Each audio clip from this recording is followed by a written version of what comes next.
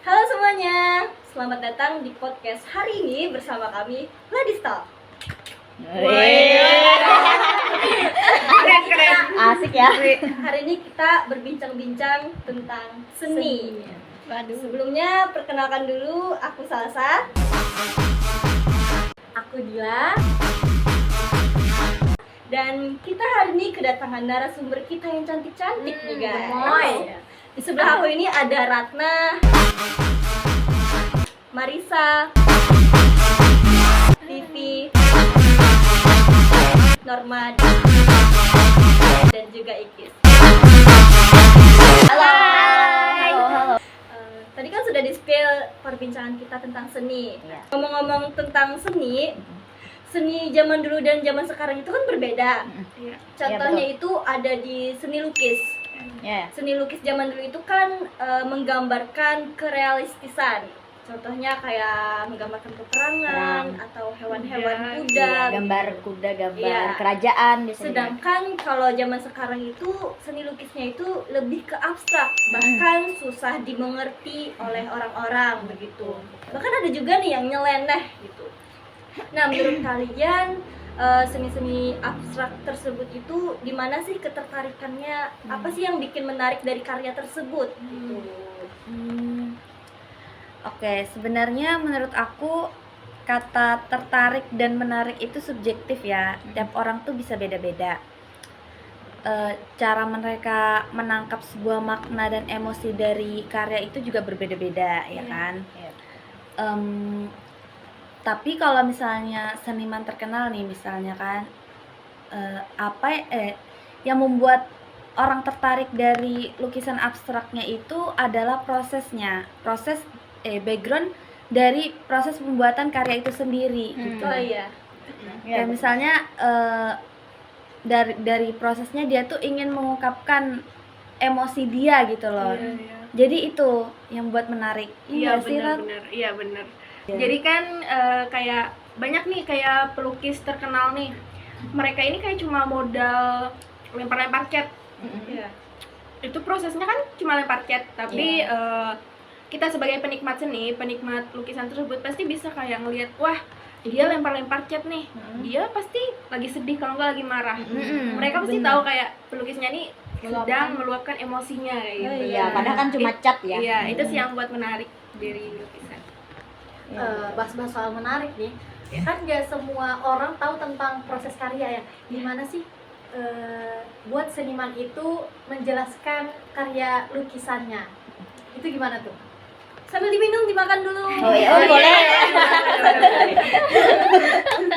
Jadi aku mau Boleh ya. Biasanya nih seniman terkenal itu kan karya abstraknya menarik. Orang-orang kan tahu background yang kata Pipi dari proses dia. Jadi orang nggak akan ragu sama karya-karya dia. Contohnya si seniman terkenal itu ngadain pameran. Ngadain pameran, orang-orang pasti datang kan? Iya. Karena tahu karya dia tuh indah. benar-benar. Dan udah pasti diminati banyak orang. Ya benar. Pasti orang mikirnya kayak, wah ini kan si seniman terkenal, pasti lukisannya bagus-bagus. Ya walaupun mahal misal nih bayarannya, bayar karcis masuknya, wah kayaknya worth it aja sih kayak gitu. Nah pasti pemikiran orang pun jadi kayak, Karena mereka udah tahu kalau itu dia seorang seniman ya, Iya. dari namanya. iya benar. Jadi mereka excited ya. Ngomong-ngomong tentang seniman, kalau kita ngomong tadi kan senimannya udah punya nama nih, atau yang emang udah dikenal orang. Gimana buat seniman yang emang dia masih berproses, masih memulai senimannya, itu gimana tuh buat supaya dia tuh apa ya? Supaya orang tuh tahu gitu. Ya. Zaman kan semakin kesini makin berkembang kan, dan teknologi juga semakin canggih. Iya. Jadi untuk para seniman yang belum terkenal atau belum ternama, bisa saja mereka menampilkan proses-proses tersebut di media sosial.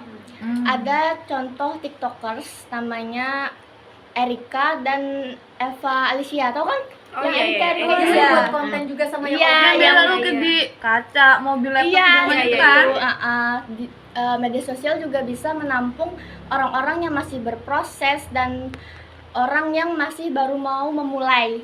Jadi kayak bisa jadi tempat branding diri ya, Iya. supaya publik bisa kenal si seniman baru itu. Banyak caranya agar orang tahu proses seniman dan seperti jadi seniman ya. Iya. Jadi kembali lagi artinya setiap karya seni lukis yang sulit dimengerti itu bisa menjadi nilai tinggi karena si pelukis itu sudah punya nama, sudah terkenal gitu. Ya kan zaman sekarang banyak yang karya-karya yang sulit dimengerti. Contohnya itu seperti ada sebuah karya yang judulnya Komedian. Kalian pernah lihat nggak? Ada sebuah pisang terus ditempel pakai lakban di dinding. Kayaknya pernah lihat sih. Memang ada. Iya, ada, emang ada itu. Itu karya apa sih? Nah, ya itu. Jadi banyak yang bertanya, emang itu karya? Emang itu bisa disebut karya? Padahal itu cuma pisang sama lakban.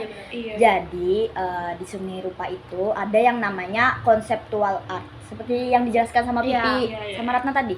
Jadi itu tuh sebuah konsep yang lebih diutamakan, konseptual art. Makanya konseptual art, konsep atau idenya yang lebih diutamakan dibanding objek itu sendiri. Nah, objek itu tuh sebagai kendaraan yang ingin disampaikan oleh si seniman. Nah, jadi balik lagi ke komedian tadi ya, yang karya komedian. Karya komedian itu berdiri di antara karya-karya yang bercita rasa tinggi, di galeri yang cita rasanya tinggi, dan hal itu membuat orang-orang tertawa. Nah, itulah salah satu aspek dari konseptual art itu sendiri. Makanya namanya Komedian. Iya, nah itu. Tapi kenapa sih karya seperti itu kan terlihat simpel kan? Iya. Tapi bisa disebut karya seni gitu. Kalau menurut aku sih, kenapa karya itu bisa disebut sebuah karya seni? Karena berada di lingkungan seni, satu. Terus yang membuat seniman. Terus yang membeli kolektor seni. Terus yang menonton penikmat seni. Dan dipajang di galeri seni. Itu juga. iya. Iya. Itu simpel sih Iya, sebenarnya. Kita seni sama penguatnya emang seni itu sendiri. Iya. Padahal kan cuma pisang gitu. Iya, padahal terus cuma di pisang sama lakban. Ada lagi nggak sih contohnya selain itu gitu? Bisa nggak diambil sederhananya aja contohnya? Contohin lah. Oh, Apa kali? boleh. Ya, rata-rata deh. Oke, kita pakai contoh di sini ada makroni ya guys. Makroni ini seperti kata ikis, ini kan adalah objek yang membuat jembatan ya, Iya. sebagai jembatan. Nah, seninya itu adalah saat aku nih, misal aku cocol ke sambal, terus aku gigit. Terjadi Ya, apa? Kok jadi lonjakan? Nah, ini sudah kita bisa sebut karya karena apa? Karena di sini ada kayak sudah ada terbentuk gigitan. Nah, prosesnya itu tadi ketika aku mencocol dan menggigit. Jadi dari konsep itu ya. Iya, konsep itu konsep Terbentuknya seni. iya terbentuk seni kayak. Ini bisa dipajang nih. boleh. Bisa seharga 1,7 miliar. Ada bekas gigitan seorang Ratna. Nah, ada Sesederhana itu ya ternyata seni bisa. Iya, Jadi betul. semua apapun itu bisa jadi hasil karya seni. Betul. Kalau saja si seniman itu bisa bertanggung jawab atas seninya itu. benar. Bisa menerima kritikan kritikan. atas hasil Ya, betul. karya seninya, dan juga si seniman itu bisa memperlihatkan atau menyampaikan kepada semua orang kalau apa yang dimaksud dengan karya seninya itu begitu kan. Iya. Ya karena menurut aku juga sih Sal, seniman itu kalau nggak nerima kritikan bukan seniman ya kan? Iya. Aduh, berat ya jadi seniman. Iya. Si tanggung jawabnya besar juga sebenarnya. Iya, betul. Jadi seorang seniman. Ya. Besar banget ya. Seru kali ya Iya, seru. perbincangan kita hari ini. Kita Iya sih, rasa. Baik, terima kasih kepada teman-teman yang sudah menonton dan juga menyimak percakapan kita hari ini. Kembali lagi nanti bersama kami di perbincangan selanjutnya. Ada lagi nggak sih perbincangan kayak gini? Insya Allah ada, Insya Allah ada yang Kita bikin bisa ya. di rumah. Ya, Pak Tua. Tetaplah kita menginspirasi dan juga berbagi bersama kami Lady Talk. Dah.